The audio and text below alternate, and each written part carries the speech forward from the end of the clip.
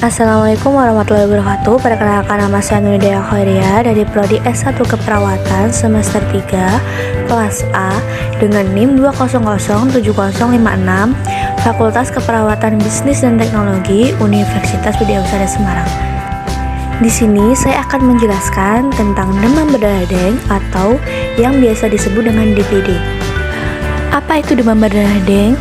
Demam berdarah deng atau DBD merupakan salah satu penyakit yang perlu diwaspadai karena dapat menyebabkan kematian dan dapat terjadi karena lingkungan yang kurang bersih. Penyakit demam berdarah deng adalah penyakit yang disebabkan oleh virus deng, ditularkan kepada manusia melalui gigitan nyamuk Aedes aegypti dan Aedes albopictus. Di Indonesia, demam berdarah pertama kali ditemukan di kota Surabaya pada tahun 1968, di mana sebanyak 58 orang terinfeksi dan 24 orang diantaranya meninggal dunia. Angka kematian atau AK mencapai 41,3%, dan sejak saat itu penyakit ini menyebar luas ke seluruh wilayah Indonesia. Selanjutnya, gejala-gejala pada DBD. Yang pertama, demam mendadak. Yang kedua, sakit kepala dan nyeri belakang bola mata. Yang ketiga, mual. Yang keempat, manifestasi pendarahan seperti mimisan ataupun gusi berdarah serta adanya kemerahan di bagian permukaan tubuh pada sang penderita. Pada umumnya, penderita DBD atau demam berdarah deng akan mengalami fase demam selama 2-7 hari. Fase pertama, hari ke-1-3, penderita akan merasakan demam yang cukup tinggi, yaitu 40 derajat Celcius.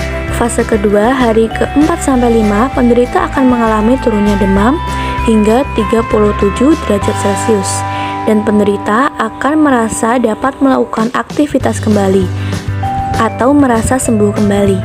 Pada fase ini, jika tidak mendapatkan pengobatan yang adekuat, dapat terjadi keadaan yang sangat fatal. Akan terjadi penurunan trombosit secara drastis akibat pemecahan pembuluh darah atau pendarahan. Fase ketiga, hari ke-6-7, penderita akan merasakan demam kembali. Fase ini dinamakan fase pemulihan. Pada fase ini, trombosit akan perlahan naik kembali dan juga normal kembali. Sampai saat ini, DBD masih menjadi masalah kesehatan bagi masyarakat dan menimbulkan kerugian sosial maupun ekonomi. Yang pertama, kerugian sosial. Kerugian sosial yang pertama dapat menimbulkan kepanikan dalam keluarga. Yang kedua, kematian anggota keluarga. Dan yang ketiga, berkurangnya usia harapan dalam keluarga. Yang kedua, kerugian ekonomi. Kerugian ekonomi yang pertama, biaya pengobatan yang cukup mahal.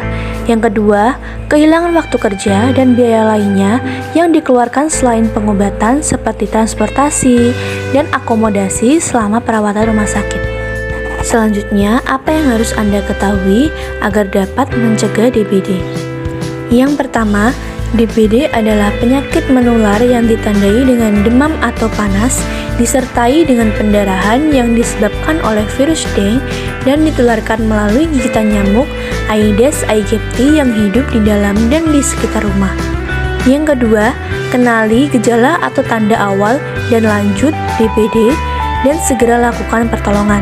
Yang ketiga, ketahui siklus nyamuk Aedes aegypti. Yang keempat, ketahui cara berkembang biak nyamuk Aedes aegypti. Yang kelima, cegah penularan DBD dengan memutus rantai penularan DBD. Dan yang terakhir, membentuk jumantik atau juru pemantau jentik terbukti berhasil menurunkan jumlah kasus DBD. Selanjutnya, upaya pencegahan DBD dengan 3M+. M yang pertama yaitu menguras. Menguras merupakan kegiatan membersihkan atau menguras tempat yang sering menjadi penampungan air seperti bak mandi, kendi, toren air, drum, dan tempat penampungan air lainnya. Dinding bak maupun penampungan air juga harus digosok untuk membersihkan dan membuang telur nyamuk yang menempel erat pada dinding tersebut. Saat musim hujan maupun pancaroba, kegiatan ini harus dilakukan setiap hari untuk memutus siklus hidup nyamuk yang dapat bertahan di tempat kering selama 6 bulan. M yang kedua yaitu menutup. Menutup merupakan kegiatan menutup rapat tempat-tempat penampungan air seperti bak mandi maupun drum.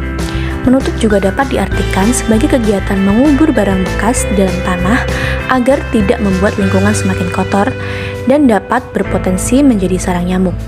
M yang ketiga yaitu memanfaatkan kembali. Maksudnya, memanfaatkan kembali limbah barang bekas yang bernilai ekonomis atau daur ulang. Kita juga disarankan untuk memanfaatkan kembali atau mendaur ulang barang-barang bekas yang berpotensi menjadi tempat perkembangbiakan nyamuk demam berdarah. Yang dimaksud plusnya adalah bentuk upaya pencegahan tambahan seperti berikut. Yang pertama, memelihara ikan pemakan jentik-jentik. Yang kedua, menggunakan obat anti nyamuk. Yang ketiga, memasang kawat kasa pada jendela dan ventilasi. Yang keempat, gotong royong membersihkan lingkungan. Yang kelima, periksa tempat-tempat penampungan air. Yang keenam, meletakkan pakaian bekas pakai dalam wadah tertutup. Yang ketujuh, memberikan larvasida pada penampungan air yang susah dikuras. Yang kedelapan, memperbaiki saluran dan talang air yang tidak lancar. Dan yang terakhir, menanam tanaman pengusir nyamuk. Sekian penjelasan saya mengenai demam berdarah deng atau DBD. Kurang lebihnya saya mohon maaf yang sebesar-besarnya. Terima kasih. Wassalamualaikum warahmatullahi wabarakatuh.